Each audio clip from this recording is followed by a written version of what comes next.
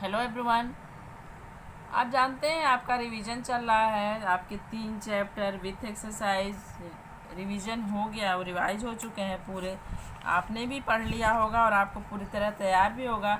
आपका चौथा चैप्टर बचा है लेसन 4 अध्याय 4 शब्द निर्माण। शब्द निर्माण में आपका उपसर्ग है। क्लास 8 में उपसर्ग से शब्द निर्माण कैसे होता है इसको आपको जानना है। उपसर्ग क्या है आप पढ़ चुके हैं, चैप्टर आप पढ़ चुके हैं, आपको बस रिवीजन करना है। तो आइए हम देखते हैं उपसर्ग। हम भाषा व्यवहार में कम से कम शब्दों का प्रयोग करके अधिक से अधिक काम चलाना चाहते हैं। भाषा व्यवहार में यानी व्यवहार में जो हम भाषा का प्रयोग करते हैं तो हम सोचते हैं हमको कम से कम बोलना पड़े और समझ ज़्यादा है, उससे पूरी बात पूरी प्रक्रिया हमको समझ में आ जाए। भाषा को सशक्त और भावों को संवारने वाली बनाकर हम उसका सौंदर्य बढ़ाना चाहते हैं। ऐसा इसलिए होता है जैसे कि हम सिर्फ इसीलिए ऐसे शब्दों का चयन नहीं करते कि हमको कम बोलना पड़े और ज़्यादा समझ में आए। सिर्फ कम बोलने की वजह से नहीं, भाषा उससे सशक्त और प्रभावशाली लगती है, उसमें सुंदरता आती है। इस भाषा की सुंदरता को, उसकी सशक्तता को बढ़ाने के लिए हम ऐसा करते हैं। ऐसा करने के लिए हमें शब्दों के आरंभ में कुछ शब्दांश जोड़कर शब्द में परिवर्तन कर देते हैं। अब ऐसा करने के लिए हम कई नियम अपनाते हैं कि शब्दों को सशक्त और सुंदर बनाया जा सके। तो उसमें देखिए, पहला जो आपका उपसर्ग है, परिवर्तन करते हैं। एक छोटा सा शब्दांश किसी शब्द के साथ जोड़कर उसके अर्थ में हम परिवर्तन ला देते हैं और हमको बस मात्र एक छोटा सा शब्दांश उसके साथ जोड़ना पड़ता है। जबकि अगर हम उसको पूर्ण रूप से बताना चाहें तो वो एक लंबा शब्द बन जाएगा या वाक्य ही बन जाएगा, लेकिन उससे भाषा की सुंदरता नहीं आएगी और बोलना भी या लिखना भी ज़्यादा पड़ेगा। तो इसलिए हमारे हिंदी ग्रामर में कुछ ऐसे नियमों का पालन किया जाता है। कभी 2 या 2 से अधिक शब्दांशों को जोड़कर शब्द में परिवर्तन कर देते हैं। कभी 2 या 2 से अधिक शब्दांशों को जोड़कर एक नए अर्थ का बोधन को स्वीकार करते हैं। इसी प्रकार जब एक शब्द में कई अर्थों की अभिव्यक्ति होती है हेतु नए शब्द बनाए जाते हैं, वे शब्द रचना कहते हैं। तो शब्द रचना कैसे होती है? कभी 2 शब्दों को जोड़कर अर्थात संधि के द्वारा, कभी शब्द के अंत में प्रत्यय जोड़कर, कभी शब्द के आरंभ में उपसर्ग जोड़कर, इस तरह से शब्द निर्माण या शब्द की रचना होती है। तो हम इस चैप्टर में उपसर्ग के बारे में जान लेंगे। उपसर्ग है ये हमारा चैप्टर। उपसर्ग के द्वारा शब्द में परिवर्तन कैसे होता है या उपसर्ग क्या है।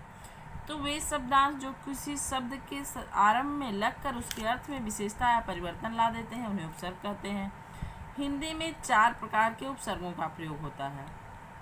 संस्कृत के उपसर्ग, हिंदी के उपसर्ग, उर्दू के उपसर्ग, उपसर्ग की तरह प्रयुक्त होने वाले अव्यय या अविकारी शब्द। तो यहाँ देखिए, संस्कृत के उपसर्ग दिए हुए हैं। संस्कृत के आपके कुल 9 उपसर्ग दिए हुए हैं। अ, आ, अति, अनु, अधि, अप, अव, उत, अप, उप। ये संस्कृत के उपसर्ग हैं जिनके द्वारा हम, जैसे ज्ञान शब्द है, ज्ञान शब्द है, अगर हमको ये कहना होगा कि उसके पास बिल्कुल ज्ञान नहीं है तो ये कितना लंबा शब्द बनेगा। लेकिन अगर हम सिर्फ अ जोड़ देंगे ज्ञान में और कह देंगे वो अज्ञानी है, तो एक छोटे से शब्दांश यानी अ सिर्फ जोड़ने से पूरे वाक्य में परिवर्तन हो गया।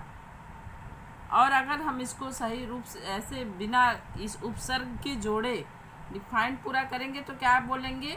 उसके पास ज्ञान नहीं है, तो उसके पास ज्ञान का अभाव है, ज्ञान बिल्कुल नहीं है, इस तरह से बोलेंगे। और यहाँ पे क्या हुआ? सिर्फ अ उपसर्ग जोड़ने से उसी बात को हम एकदम परफेक्ट रूप से रख सकते हैं, अज्ञान। फिर है आ उपसर्ग है। आ का मतलब होता है तक से लेकर पूर्ण, यानी इनसे बनने वाले आवरण, आक्रमण, आहार, आगमन, आजीवन, आकंठ, इस तरह के शब्द बनते हैं। फिर अति है। अति मीन्स बहुत अधिक, अनु मीन्स पीछे या समान, अधि मीन्स श्रेष्ठ या ऊंचा, उप का बुरा या अनुचित, अप का अव का नीचे, हानि बुरा, अव मीन्स जैसे आप कहते हैं अवनति, अवगुण, अवशेष, अवसान। तो अव का मतलब होता है नीचे या बुरा। उत का ऊपर होता है, जैसे उत्थान, उत्कर्ष, उद्धार, इस तरह का शब्द बनते हैं इससे। उप का उप मीन्स होता है निकट और समान। तो ये हो गया आपके संस्कृत के उपसर्ग। फिर हिंदी के उपसर्ग जो है आपके, हिंदी में आपके यहाँ पे देखिए, सॉरी ये संस्कृत के उपसर्ग हैं। संस्कृत के 23 उपसर्ग दिए हुए हैं आपकी बुक में, 23 उपसर्ग। संस्कृत के कितने उपसर्ग हैं? संस्कृत के 23 उपसर्ग हैं। दूर, नी, निर, निस, परा, परि, प्र, बी, सु, स्व, सम, प्रति, दुस, अवि, इतने उपसर्ग हैं आपके संस्कृत के। तो दूर का मतलब बुरा, नी का अभाव विशेष, निर का बिना, निस का बिना, परा का पीछे उल्टा, परि का सब ओर, जैसे परिक्रमा कहते हैं ना, परिक्रमा मीन्स चारों ओर घूमना, उसी तरह परि का सब ओर, प्र आगे अधिक, वी का विशेष भिन्नता, सु का सरल अच्छा, स्व का अपना निजी, सम का अच्छा पूर्ण, प्रति का हर एक, सामने, दुस का बुरा, अभि का सामने। तो ये आपके संस्कृत के उपसर्ग हो गए। इसके बाद आपके हिंदी के उपसर्ग है। हिंदी में आपके 12 उपसर्ग दिए हुए हैं 12 उपसर्ग। तो आपको से अगर आपकी बुक में 12 है, तो अगर आपसे पूछा जाता है हिंदी में कुल कितने उपसर्ग हैं, तो आपका आंसर होगा 12 उपसर्ग हैं, अगर बुक से संबंधित आपसे कोई क्वेश्चन कर रहा है तो फिर यहाँ पे देखते हैं हिंदी के कौन कौन से उपसर्ग हैं। अध, अन, अ, औ, उन, कु, चौ, नी, पर, भर, बिन, सु। इनके अर्थ यहाँ पे दिए हुए हैं। आधा रहित, अभाव रहित, एक कम, बुरा, चार रहित, दूसरी पीढ़ी का, भरा हुआ, निषेध, बिना, श्रेष्ठता, साथ। तो ये इतने आपके हिंदी के उपसर्ग हो गए 12। और इनका यहाँ पे इनसे बनने वाले शब्द या इनके उदाहरण भी लिखे हुए हैं। इसको आपको मैंने पढ़ाया है, आप फिर से पढ़ लीजिएगा इनको एक बार, जिससे आपको शब्द निर्माण में आसानी होगी, पहचानने में भी आसानी होगी कौन सा शब्द किस उपसर्ग से बना है। अब है आपके उर्दू के उपसर्ग।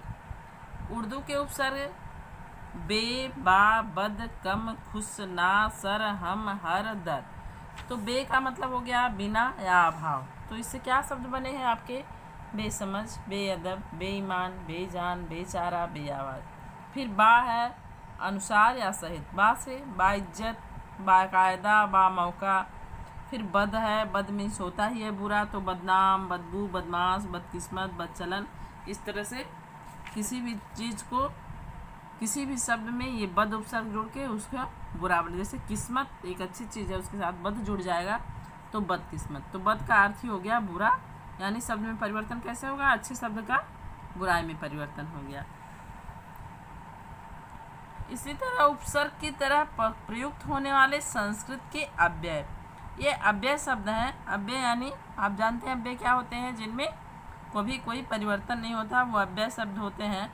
आपने अव्ययी भाव समास पढ़ते समय पढ़ा था, तो इस तरह से अव्यय शब्द जुड़कर किसी शब्द में जब परिवर्तन लाते हैं तो वहाँ अव्ययी भाव समास बनता है। तो ये वही अव्यय हैं। और ये उपसर्ग संस्कृत या हिंदी या उर्दू के न माने जाते हैं, इनको ये माना जाता है अव्यय उपसर्ग की तरह प्रयुक्त होने वाले अव्यय। तो ये कौन कौन से हैं? अन, अधः, अ, स, अंतर, अतः, चिर, पुरा, बहि, सत, सह, पुनः। इनको जैसे इसमें अ और स को छोड़ दीजिए, ये उपसर्ग की तरह ही है बिल्कुल, लेकिन अगर बाकी शब्दों को आप देखेंगे अव्यय शब्द जो हैं, तो इनका कुछ न कुछ अर्थ होता है, जबकि उपसर्ग का क्या होता है? उपसर्ग का अपना कोई स्वतंत्र रूप से अर्थ नहीं होता है, इसीलिए इनको डायरेक्ट उपसर्ग के न बोलकर बोला जाता है उपसर्ग की तरह प्रयुक्त होने वाले अव्यय शब्द या संस्कृत के अव्यय। तो अन देखिए, अन मीन्स होता है निषेध, अनागत, अनर्थ, अनादि, इस तरह के शब्द इनसे बनते हैं। अधः मीन्स नीचे होता है, अधः पतन, अधोमुख, अधोगति। फिर अ है अ निषेध, अज्ञान, अभाव, अचेत। फिर स है सजल, सकल, सहर्ष। अंतर, अंतर मीन्स भीतरी, अतः का अंतः मीन्स भी भीतरी होता है, अंतर मीन्स भी भीतरी होता है। तो यहाँ पे अंतर से बनने वाले शब्द हैं अंतर्राष्ट्रीय, अंतर्जातीय, अंतर्देशी और यहाँ अंतः का कैसे बनता है? अंतःकरण, अंतःपुर। इस तरह के शब्द निर्माण होते हैं उपसर्ग की तरह प्रयुक्त होने वाले अव्यय शब्दों से। अब आपके कुछ अंग्रेजी के उपसर्ग इसमें दिए हुए हैं। अंग्रेजी के उपसर्ग कौन कौन से हैं? सब, हेड, हाफ, ये 3 उपसर्ग अंग्रेजी के हैं। जैसे सब इंस्पेक्टर, सब deputy collector, head master, head clerk, head cashier. फिर हाफ है, half ticket, half pant, half plate. किसी चीज़ में हम हाफ कर देते हैं तो उसका आधा हो जाता है। तो इस तरह से ये अंग्रेजी के उपसर्ग हो गए। एक ही शब्द में 2 उपसर्गों का प्रयोग। कभी कभी एक ही शब्द में 2 उपसर्गों का प्रयोग होता है।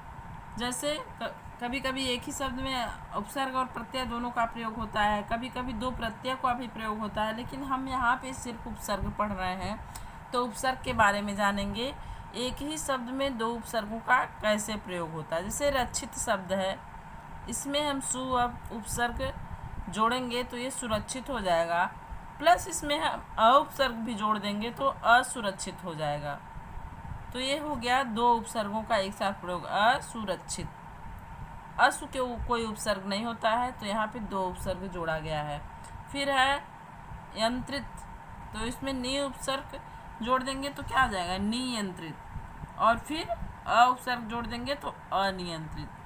फिर इसी तरह से करण है, तो इसमें उपसर्ग जुड़ा तो आकारण हो गया या आकरण हो गया। फिर निरुपसर्ग जुड़ गया तो निराकरण शब्द बन गया। तो इस तरह से एक शब्द में 2 उपसर्गों का भी प्रयोग कहीं कहीं हो जाता है। अब आपको एक्सरसाइज रिवीजन करना है। आपका चैप्टर पूरा हो गया रिवाइज। आपने इसमें क्या जाना? सिर्फ उपसर्ग आपका चैप्टर था, तो आपने वे शब्दांश जो किसी शब्द के आरंभ पे लगकर उनके अर्थ में विशेषता या परिवर्तन ला देते हैं उन्हें उपसर्ग कहते हैं। तो आपको उपसर्ग का मतलब अच्छे से समझ में आ गया। आपने उसका प्रयोग भी देख लिया, कितने प्रकार से उपसर्ग से कैसे शब्द बनते हैं, शब्द निर्माण उनसे कैसे होता है, कितने शब्द एक उपसर्ग से बनाए जा सकते हैं, और किस तरह से उपसर्ग लगने से शब्द में विशेषता या परिवर्तन आ जाता है। अब इसी पे आधारित आपके क्वेश्चन हैं, उनको देखते हैं। निम्नलिखित शब्दों में प्रयुक्त सही उपसर्ग पर सही का निशान लगाइए। तो यहाँ पे है आपका पहला क्वेश्चन, निर्भय। निर्भय में कौन सा उपसर्ग लगेगा? आप जानते हैं निर्भय में निरुपसर्ग लगेगा, तो यहाँ पे हो जाएगा निर्भय। फिर अत्याचार है, अत्याचार में अति उपसर्ग लगेगा तब अत्याचार बनेगा। अध्यक्ष में अधि उपसर्ग लगेगा। ये मैंने आपको करवा दिया है सारे क्वेश्चन, तो आपको बस रिवीजन करने की ज़रूरत है। एक बार आप देख लेंगे, मैं रिवाइज करवा ही रही हूँ, तो आपका टोटल क्लियर रहेगा। दिए गए उपसर्गों से 3-3 शब्द बनाइए। तो यहाँ पे अति उपसर्ग दिया है, तो इससे अत्याचार, अत्यंत, अत्यधिक, ये 3 शब्द निर्मित हुए हैं। फिर उपसर्ग है तो उपवन, उपकार, उपयोग, ये शब्द बने आपके। फिर परा उपसर्ग है तो पराजय, पराधीन, परामर्श, इस तरह के आप शब्द बनाएंगे। फिर अन उपसर्ग से अनपढ़, अनगढ़ या अनमोल, अनजान, इस तरह के आपके शब्द बन जाएंगे। बिन है, बिन जाने, बिन देखा, बिन खाया, इस तरह के शब्द बनेंगे बिन उपसर्ग से। अब आपका अगला क्वेश्चन है, निम्नलिखित शब्दों से मूल शब्द और उपसर्ग अलग अलग कीजिए। यहाँ पे आपके शब्द दिए हुए हैं, इन शब्दों में उपसर्ग मिला हुआ है, तो इन शब्दों से आपको मूल शब्द और उपसर्ग अलग अलग करने हैं। तो अशिक्षा शब्द है, तो इसमें आप जान रहे हैं शिक्षा आपका मूल शब्द है, उपसर्ग जुड़ा हुआ है। फिर उत्कर्ष शब्द है, जिसमें कर्ष आपका मूल शब्द है, उपसर्ग जुड़ने से ये उत्कर्ष बन गया है। प्रतिकूल है, कूल में प्रति उपसर्ग लगा है, इस तरह से आप अलग अलग कर देंगे इनका विच्छेद। स्वार्थ है, स्वार्थ में अर्थ शब्द है, अर्थ में सुपसर्ग जोड़ने से स्वार्थ बना हुआ है, तो ये आपका स्वार्थ हो गया। फिर पुत्र के साथ कुपसर्ग जोड़ेंगे तो कुपुत्र हो जाता है, यहीं अगर सुपसर्ग जुड़ा होता तो सुपुत्र हो जाता। इस तरह से खुशबू में बू शब्द है और खुश उपसर्ग है, यहाँ पे खुश उपसर्ग के रूप में प्रयोग हुआ है, तो ये खुशबू शब्द बना है। अब है आपका निम्नलिखित शब्दों में प्रयोग किए गए उपसर्ग उनके सामने लिखिए। इन शब्दों में कौन से उपसर्ग लगे हैं ये आपको देखना है। अतिक्रमण शब्द है तो इसमें आपका उपसर्ग क्या है? अति। तो यहाँ पे अति आप लिखेंगे। उत्साह में उत उपसर्ग लगा है तो यहाँ पे उत लिखेंगे। फिर दुर्गुण में दुर उपसर्ग लगा है तो यहाँ पे दुर लिखेंगे। परिणाम में परि उपसर्ग लगा है तो यहाँ पे परि लिखेंगे। फिर प्रगति शब्द है, इसमें प्र उपसर्ग है। विदेश में वि उपसर्ग है। सुकाल में सु उपसर्ग है। प्रतिकार में कार शब्द है और प्रति उपसर्ग लगा है। तो ये आपका बन गया प्रतिकार। 5वां क्वेश्चन है आपका, दिए गए शब्दों में उपसर्ग लगाकर नए शब्द बनाइए। तो यहाँ पे देखिए, नेता, बल, हार, डर, ये 4 शब्द आपको मिले हैं और इनसे आपको नए शब्द बनाने हैं। तो पहले आप यहाँ पे उपसर्ग लिखेंगे। इसमें कौन सा उपसर्ग जोड़ेंगे? अभि। तो इससे शब्द क्या बनेगा? अभिनेता। फिर बल है, बल में आप स उपसर्ग जोड़ेंगे तो ये बनेगा सबल शब्द बन गया। फिर हार है, हार में आपने आ उपसर्ग लगा दिया तो बन गया आहार। फिर नि उपसर्ग है, नि उपसर्ग डर के साथ जोड़ देंगे आप और शब्द आपका बन जाएगा निडर।